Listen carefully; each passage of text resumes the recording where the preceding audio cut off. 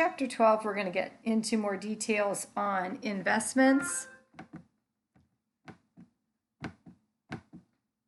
So companies obviously are just like people in that they can have extra money and they can choose to invest it just like we do. So if, again, a company is large enough and they have maybe already expanded as big as they want to get, they can invest in common stock or preferred stock of other companies. They could invest in bonds and notes. Again, it would be the same objective that we have, really. I mean, that you're thinking, okay, I want to make some money in the market. So again, if the market price goes up and I'm going to make money and sell it, that's great. If they're a company that pays dividends or bonds that pay interest. We'll talk about, though, if they start to buy common stock of the company, they could want to try to control it or influence that company in some way. So that's a little bit a different type of an investment, which we'll get to more at the end of the PowerPoint. So a debt security is, again, like a bond that the company is going to invest in. And bonds are, they mature at a specific date, normally longer term, like 5-10 years. The face amount of the bonds is what gets paid at maturity value, and then interest is paid during the life of the bond. So what changes, though, with the bond is what are you willing to pay today for it? So like with this example here, they're issued at $700,000. That means that's how much the investor is going to get paid at the maturity value. What the investor pays today might very well be a different amount. So I use the time value money keys on the calculator, not these table numbers, and then compute the present value of that bond, knowing that the current rate of interest is 14%.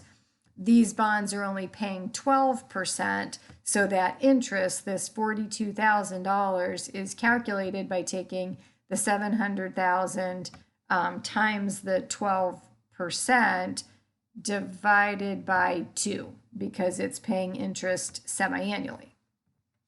So then you calculate, I mean, for me, I'm going to put that all in my calculator or again into Excel, and then compute the present value, knowing they'll get $700,000 back at the end. That's our future value. The $42,000 is the payment that they will receive. And then the time is going to be semi-annually for however many years. Why am I struggling? Oh, so 3 years. So then your time would actually be 6 because it's semi-annually for 3 years.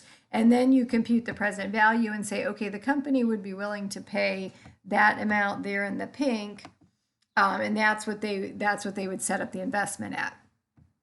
So again, this is just a refresher of bonds that our interest rate is, if the interest rate that the bonds are paying is higher than the market rate, those bonds are going to be sold at a premium. If the interest rate that the bonds are paying is less than the market, they're going to be sold at a discount. So think about yourself. If you have $1,000 to invest, if this bond pays you 6% and another bond pays you 5%, you're going to want the 6%. So you might be willing to pay a little bit more today to get that 6% over the life of the bond, and that would be a premium.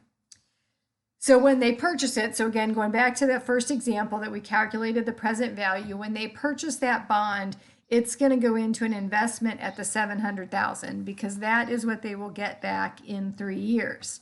They only paid the $666,633, so they have a discount on that bond.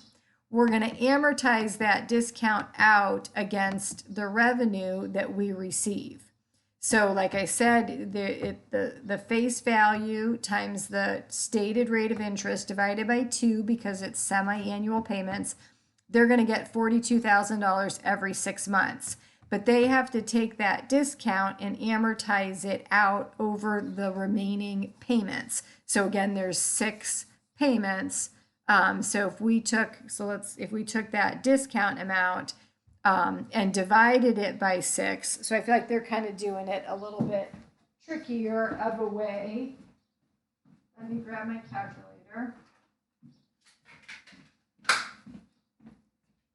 to see if it's really, let me go back here to this slide. So if we take the 33,376 and we divide that by 6. Oh, so they are doing it a more advanced way. Okay, so I was thinking it would just be straight line. It's not just straight line. So then what they're doing up here is they're saying, okay, this is the balance that they paid for it, or what's there in their investment. And the market rate is 14%, again, semi-annually though, so we're dividing it by 2. So that should be the total amount of the interest revenue. So then the difference is what is getting debited to the discount on the bond investment. Yeah, because they're doing it in more details. I was trying to do it straight line, which makes it easier, but in this case, it's not straight line. It's effective interest. So then they're going to take the balance in the investment times that market rate for the semi-annual period to calculate out what the effective interest should be. They're always being paid the $42,000. The cash payment never changes. So what changes is the amortization of that discount. So as we look to see what their effective rate should be, we are amortizing out that discount. So when we get to the end, the balance will be 0. All we'll have is the investment for $700,000, and then we'll get paid that.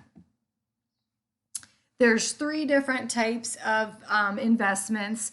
So they're for debt investments. So there's held to maturity, which means we have the intention and the ability to hold that bond until it actually matures, in which case we can keep it on our balance sheet at that amortized cost. So that's basically what we just kind of went through on that last slide. That is that amortized cost. As we are amortizing that discount out, it changes the value of that bond investment. If it's a trading security, which means we're really just buying and selling it to make money, like we don't have the intent to hold it to the due date, then that we have to value at whatever the fair value of that bond is on our balance sheet date. And then we'll recognize any unrealized gains or losses in our actual net income. Because again, we could buy it and sell it at any point in time. The available for sale is like we're not really going to buy it and sell it at any point in time. It's not like trading, like we're ready to sell it tomorrow, but we also can't quite prove that we have the ability to hold it to maturity. So then it's going to be considered available for sale. And then that we're going to have it at our fair value on our balance sheet, but the unrealized gain or loss is going to go into our comprehensive income section. So it doesn't go on the actual income statement like the trading securities do. So those are kind of the key things that you want to remember. Okay, so then here again, the held to maturity, we have again the intent to hold it until it matures. Darn it, I keep hitting the wrong buttons, I apologize. So the principal of the bond is the face value. That's what we're going to get paid back at the end. And then they're going to get interest during the life of that bond. And then just like we showed in that first slide, or not, sorry, the first slide, but the amortization slide, we're going to amortize out any discounts or premiums. So we do not recognize those unrealized holding gains and losses. We just are going to record the amortization and report that value, if it's a held to maturity security. Then when we go to sell it, we would have a gain or a loss because, again, it would be a real gain or loss. We actually sell it. It's not an unrealized one. So then we're going to do the same thing that we do in any type of sale of an asset. We're going to compare the cash to what is our book value of that asset on that date, and then do we have a gain or a loss? So then in this case, we're looking at it to say, okay, we had that unamortized discount. So part of it has been amortized, but part of it is still there. So then we have to reduce our investment by that amount. So that's our book value. Compare that to the $725,000, and then we have a realized gain. And then, of course, that realized gain will go on the income statement. So we don't again, we don't recognize the unrealized gains or losses on the held to maturity investments, but we do look at them to see if they've been impaired, because we don't want to have it overstated if it has been impaired for some reason. So then that we would have to make an estimate again of what we're not going to receive in the future, and then adjust that account for those. So then here they give us, again, the summary of it. So on our income statement, only realized gains and losses if we actually sold it. Those unrealized gains and losses are not going to be in the income statement, but we would disclose them in the notes to our financial statements. They also are not in our other comprehensive income, and they're going to be reported on our balance sheet at that amortized value, and then, of course, again, disclosed. Then our trading securities, so those are the ones that are going to be valued at fair value, and the unrealized gains and losses are going to end up on our income statement. So that's kind of the most important thing. And then just know that it's because we don't plan on holding it very long. We're just trying to make maybe like some quick money. So then here again, we have more bonds. They have a fair value of $714,943. We have an amortized cost of $671,296. So we have an unrealized gain of the $43,646. So we have to bring those up to fair value and then record that gain, that unrealized gain. And again, like it's showing you here, the NI tells you it's going against our net income because it's a trading security.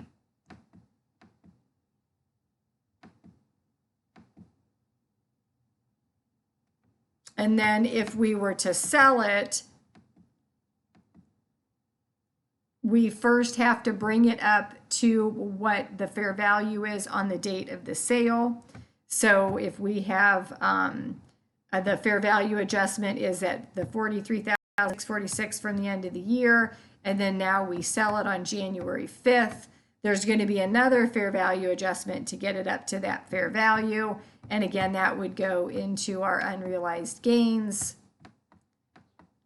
And then we would actually then sell it out for whatever cash we received. Again, it's still at that on the balance sheet. We've got now the three accounts to say, okay, we've got what the maturity value is, or the face value, the $700,000.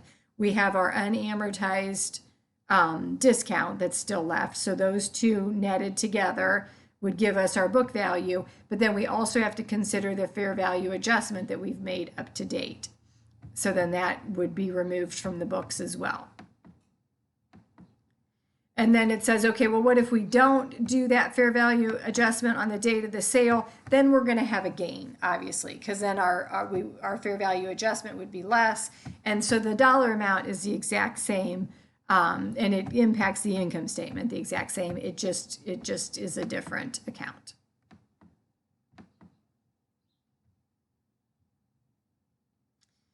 Okay, so then again, just showing the trading securities in summary. So on our balance sheet, we report them at fair value.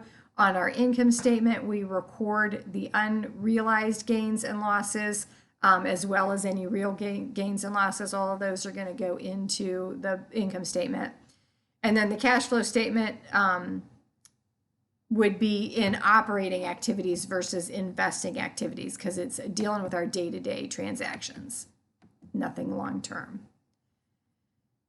Okay, then if they are classified as available for sale, so they're reported on our balance sheet at fair value, but then the unrealized gains and losses are not going to go onto the income statement. They are part of our other comprehensive income.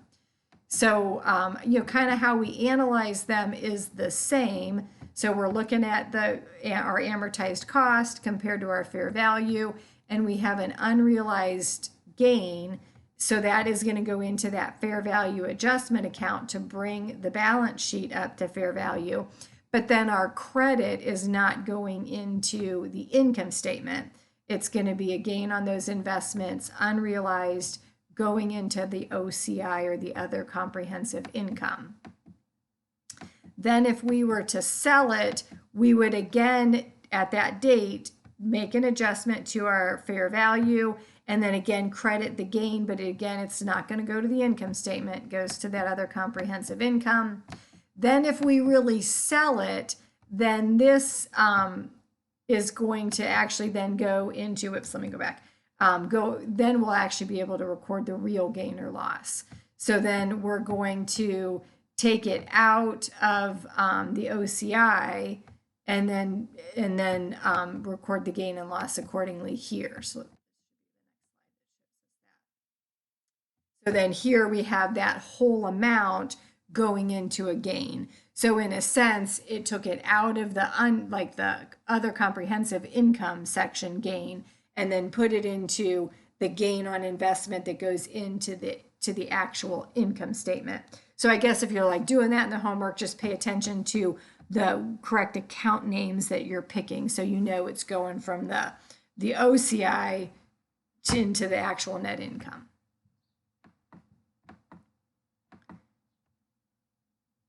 And then again, we look at it from a case of impairment. If the fair value becomes less than our amortized cost, then we may need to consider impairing it. So it goes back to if the management intends to sell it. So if they believe that it is more likely than not, then they're going to need to write it down to the fair value and recognize that impairment loss. If they do not intend to sell it, but they do not believe that that the investment that they'll sell it, that they believe that it's going to recover in value before they have to sell it. So then they can recognize the credit and losses and the carrying value with an allowance for those credits. So let's see if we have any examples there. So I guess no. So then again, it's just giving you a summary then of the available for sale securities. So in our unrealized gains or losses end up in the other comprehensive income section. Our balance sheet is carried at the fair value of the asset, and then the cash flows are going to be in the investing because it's more of a long-term investment. And then all of these things are going to be in our notes to our financial statements. They're going to list out all of their investments and the details that are going along with those investments. Now, equity investments are when, so back at that first slide, I said there are some times that the businesses are investing in the common stock of a company, not just to make money, but because they want to actually control that company or exercise significant influence over that company. So then we consider those equity investments. And then again, they're going to build their percentage ownership of these companies. So there'll be different ways that we treat those equity investments, again, depending on the level of ownership that they have. So we'll kind of keep going through the details of those. Okay, so here we go. So if the investor does not have significant influence, so they own less than 20%, then they're going to use the fair value method where it's going to run through their net income. So again, it's going to be similar to trading securities, that unrealized gain or loss goes through our net income. If they own between 20 and 50%, they have significant influence, then they're going to use the equity method. And the equity method is going to be the cost that they have invested in those shares, And then when the company that they've invested in reports net income at the end of the year, they'll end up saying, okay, well, if I own 20% of them, 20% of that net income is mine. Then when the company pays them dividends, then they say, okay, that's a return of my equity, so I'm going to reduce my equity. If they own more than 50%, then they control that company, so they're going to consolidate the financial statements into theirs. So then they'll be the parent, and that company will be their subsidiary.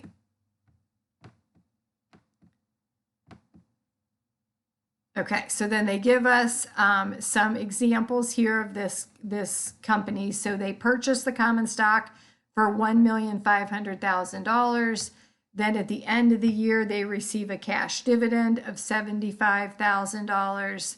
And then also at the end of the year, they look at the fair value of that asset and they adjust it. So in this case, though, they lack the significant influence, so it's less than the 20%. So then they're going to record it at the $1,500,000. The cash dividend that comes in is going to be investment income. And then we're going to look at the fair value and then record that loss onto our income statement in this case because it goes down. And then if they sell it, they would have, again, they'd have an actual realized loss at that point. So here's the entries for that. So again, investment in the equity securities for the amount they paid. The cash comes in and they record the dividend revenue. Then when that change in fair value happens, they're going to adjust it for that $50,000, and it's going to go in because it's going to be treated the same as a trading security. So it goes into a loss on our income statement, and we adjust the fair value. So on our balance sheet, that investment goes down to fair value. Then when we actually sell it, again, we're going to adjust it to bring it down to the fair value, and that loss goes into our net income.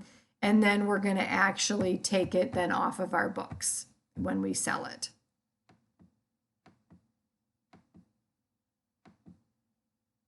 And then if we didn't adjust it, we would have that loss of the $150,000. Is that what this is saying, or what is this saying? Oh no, this is just, again, we're at the end of the year bringing it down to its fair value. So the adjustment needed to take it down to its fair value. Okay, then when they can exercise significant influence, so that is normally between 20 to 50% of the stock is owned by the now, kind of I call them the parent company, but the one that has the most control. We're going to use the equity method of accounting. So the equity method of accounting, we are going to, so it tells us up here they purchase 30% of the company's stock for $1,500,000. So then this is the company's books here to the left. And then we notice, though, we have some fair value adjustments. So the buildings are worth more, the land is worth more. So then they're going to have a share of that now that they're purchasing it. So at the time that they purchase it, they don't necessarily look at the book value, they look at the fair value. So then the fair value of that company is $3.6 million, and the total fair value is $5 million. So then we would have some goodwill involved in this as well. So then they paid 30% of that. And that's how so what they're showing you is that's kind of how you know what the value is. If they're paying 30% and they are giving up $1,500,000, the fair value of that company must be $5 million, or they wouldn't be willing to pay it for the 30%. And then these, again, the buildings would be depreciated, so they'd have a useful life. Land is not depreciated. And then that goodwill is also not going to be depreciated. So here we have their entry. So again, they are paying the $1,500,000, so that's going to go into the investment account, and they're paying cash. Then as they receive any dividends from that company, they are going to increase the value of the investment. No, is that what that is? Let's see. Is that what they're showing us, the 150? Oh, no. Okay, sorry. This is their net income. So I should have clicked a little further. So they're not getting the dividends yet. The dividends will be coming up next. So the net income of that company is 500,000. They own 30% of them, so they record 30% of the revenue. And that goes into their investment account, and they record the revenue. Then when they get the dividends, they're going to receive the cash, and it's going to come out of, it's going to come out. It's like a return of equity. So they reduce that value. Okay, so then we're never bringing that up necessarily. We're not like marking that back up to the fair value. So we're going to just be always recording a percentage of their income, which increases the value, decreased by the dividends that they pay us. So then there can be times where we end up with a difference between those, and those adjustments will be made. So like this shows you, it's as a result of the goodwill and the buildings, and the buildings will be depreciated. So that is going to actually have to be adjusted because, again, those values go down. So that $1 million times the 30% divided by the 10 years is going to reduce our value in that investment, in that equity investment, and then reduce our income. So again, it's reducing our share of what we've recorded as the net income. And then land's not depreciated and goodwill is not amortized. So those you don't have initial adjustments, but you do look at them to make sure that that there's no impairment necessary. So then here kind of shows you how it comes in the year. So we've got our purchase price, we've got income, less the dividends and less that depreciation adjustment. And that's our value in that equity investment account. We would adjust it if it was only for a partial year. So that's what this is showing you, that if it was just for, 3 of the 12 months, we would make that adjustment. And like I said, there could be impairment losses. There could be times where they change from the equity method to another method. Again, there'd have to be something changing in their reason for holding that company. Now, then they could turn around and sell it, and it'll be the same as anything else that you were going to look at what's our value in that investment account compared to the cash that we receive, and then we'd have a gain or a loss, again, depending on which way it would go. Okay, and then this again is showing you that the fair value option compared to the equity option, and then gives you a couple alternatives to how that could be accounted for.